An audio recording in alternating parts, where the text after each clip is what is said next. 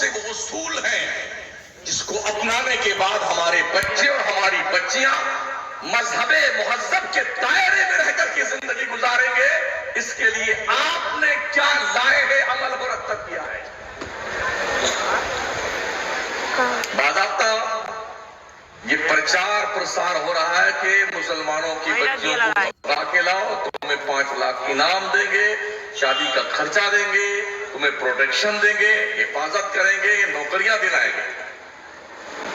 تو کیا مسلمان اتنا بھی نہیں کر سکتا کہ اپنے بچوں اور بچیوں کو پیارے نبی صلی اللہ تعالی علیہ وسلم کے دین کا اتنا بڑھیا جانکارہ بنا دے کہ قدم اٹھانے سے پہلے وہ 100 بار سوچے ہم محمد مصطفیٰ کے غلام ہیں، ہم کنیز فاطمہ ہیں، ایسا قدم مرتے دم تک ہم سے نہیں اٹھایا جائے گا.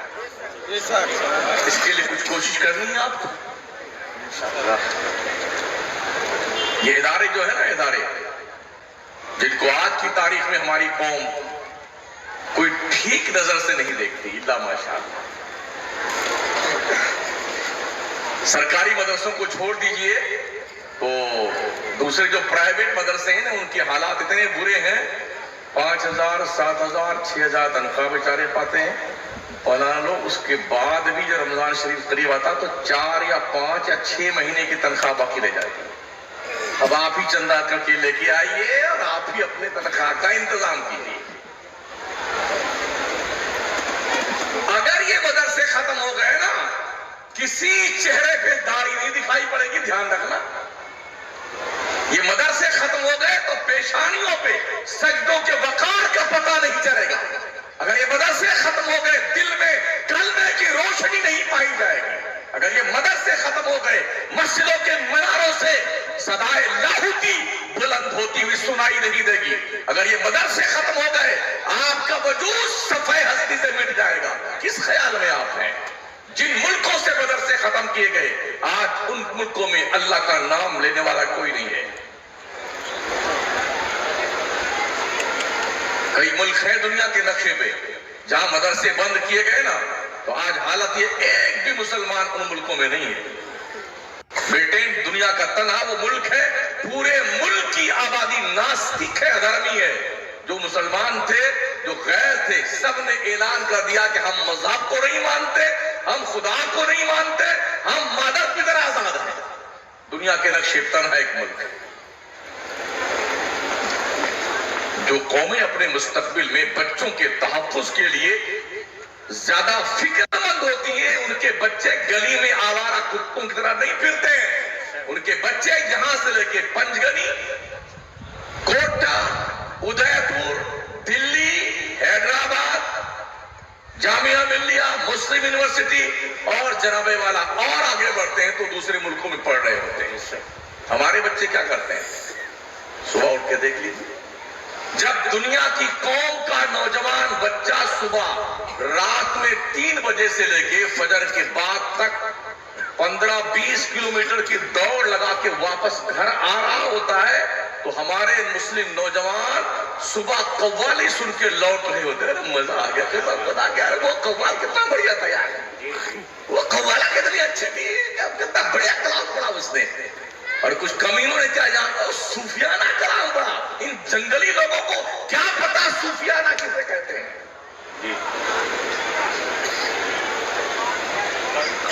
ایسے ایسے امراض ہماری قوم کے دماغ اور دل میں سرایت کر چکے ہیں اور انجیکٹ کیے جا رہے ہیں، جن کے بارے میں کبھی ماضی قریب سے لے کے ماضی بعید تک کوئی تصور نہیں کرتا تھا کہ یہ بھی کبھی ہوگا. بہت سارے ایسے پیر پاکھنڈی ہیں جنہوں نے باضابطہ طور پر شیعت کا لبادہ اڑنا شروع کر دیا. 1400 سال گزر جانے کے بعد آج یہ بیٹے فیصلہ کر رہے ہیں کہ حضرت علی کا نمبر پہلا تھا، تو کل تم مر گئے تھے، وہیں پہنچ جاتے تو.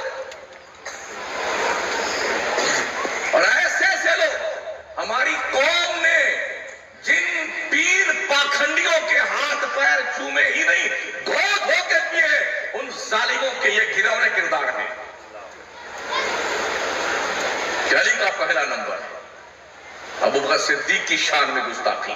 عمر فاروق کی شان میں گستاخی، عثمان غنی کی شان میں گستاخی، اما عائشہ کی شان میں گستاخی، سرکار امیر معاویہ کی شان میں گستاخی. یہ بکواسیں کر رہے ہیں. کوئی پوچھے ان پاکھنڈی ذلیل لوگوں سے، حضرت مولا علی نے 2.5 سال حضرت صدیق اکبر کے پیچھے، 10 سال حضرت عمر فاروق اعظم کے پیچھے، 12 سال عثمان غنی کے پیچھے نماز کیوں پڑھی؟ کیا معاذ اللہ حضرت علی مکاری کرتے تھے؟ اس کا مطلب کہ حضرت مولا علی نے ان کی خلافت کو سچا مانا جب ہی ان کے پیچھے نماز پڑھی. اگر اپنے حق کے لیے کربلا کا تاجدار پورا کنبہ قربان کر سکتا ہے تو علی اپنے حق کے لیے کیا حضرت ابوبکر صدیق کے سامنے کھڑے نہیں ہو سکتے؟ اور یہ پرچار پرسار بڑی بڑی درگاہوں سے ہو رہا. علی کا پہلا نام. حضرت امیر معاویہ کو گالیاں دی جا رہی ہیں، اما عائشہ کو گالیاں دی جا رہی ہیں. ابو طالب کے بارے میں جبکہ باضابطہ طور باپ کے بارے میں بیٹے سے زیادہ کوئی نہیں جانتا. حضرت علی کی جو روایت کردہ احادیث ہے اس میں مذکور یہی ہے کہ فرماتے ہیں میرے باپ مرتے دم تک کلمہ نہیں پڑھے، ایمان نہیں لائے. اب سنیوں میں جن کو اب تک ہم چومتے تھے، چاٹتے تھے، وہ کٹملے باضابطہ طور پر ایمان ابو طالب کے اوپر دلائل پیش کرتے. تو آج ہماری ذمہ داری کہیں زیادہ بڑھ گئی ہے. ہم ایسے علماء پیدا کریں جو ایسے دلیل لوگوں کی آنکھوں میں آنکھیں ڈال کر کے دلائل کی روشنی میں مبہوت کر سکے. ہمیں ایسے علماء پیدا کرنے کی ضرورت ہے. پڑھیے، اسلام جہالت کا مذہب نہیں ہے. جتنی رپورٹیں پیش کی گئی ہیں ہندوستان میں، کمیشن جتنے بٹھائے گئے، ہر کمیشن کا ایک ہی رزلٹ تھا: ملک ہندوستان کی مسلم جنریشن شیڈول کاسٹ سے بھی پیچھے اور نچلے طبقے اور درجے میں ہے پڑھائی کے معاملے میں. آج 6 مہینہ پہلے ایک رپورٹ پیش کی تھی کسی بندے نے کہ ہندوستان کے ہائی کورٹ میں 600 جج ہیں. اس 600 جج میں سے 582 جج پنڈت جی ہیں اور ٹھاکر صاحب ہیں. صرف 18 جج ایسے ہیں جو ادر کاسٹ ہیں. کہاں بیٹھے ہیں آپ؟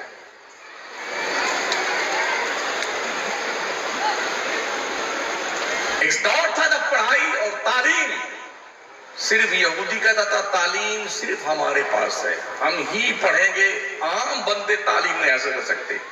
عیسائی تعلیم کوئی حاصل کرنے کا حق نہیں رکھتا. ہمارے دیش میں بھی پنڈت جی لوگ کہتے ہیں کوئی بھی علم نہیں حاصل کر سکتا ہے، 5ویں کلاس تک پڑھ لو اس کے بعد کوئی نہیں پڑھے گا. یہ اعلیٰ تعلیم حاصل کرنے کا ادھیکار صرف ہمارا ہے.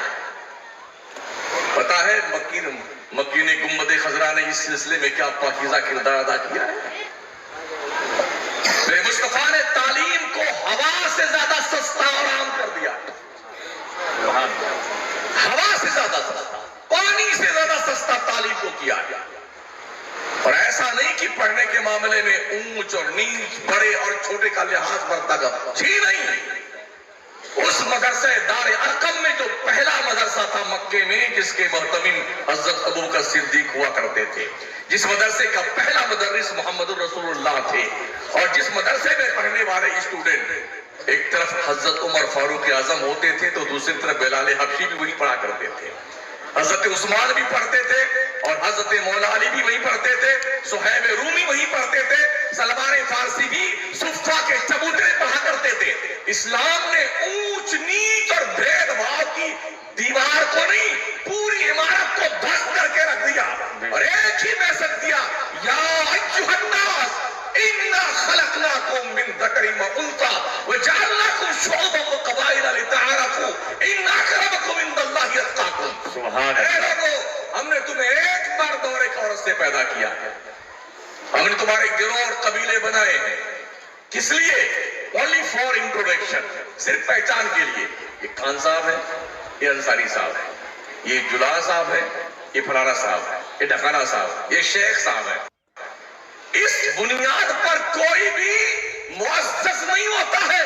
رب فرماتا ان اکرمکم عند اللہ اتقاکم، تم میں کا بزرگ اور عزت والا وہ ہے جس کے دل میں خدا کا ڈر سب سے زیادہ پائیدہ۔ اس لیے کوئی شخص اس زو میں فاصل میں نہ رہے کہ ہم تو بھائی خان صاحب ہے، خاندانی پٹھان ہے۔ اسلام کے نزدیک اس نام کی کوئی ویلو نہیں ہے۔ اسلام کے نزدیک مسلمان ہونے کی حیثیت سے ایسے مسلم آپ کی ویلو ہے، اور دل میں جتنا تقوی بڑھتا جائے گا آپ کی پوسٹ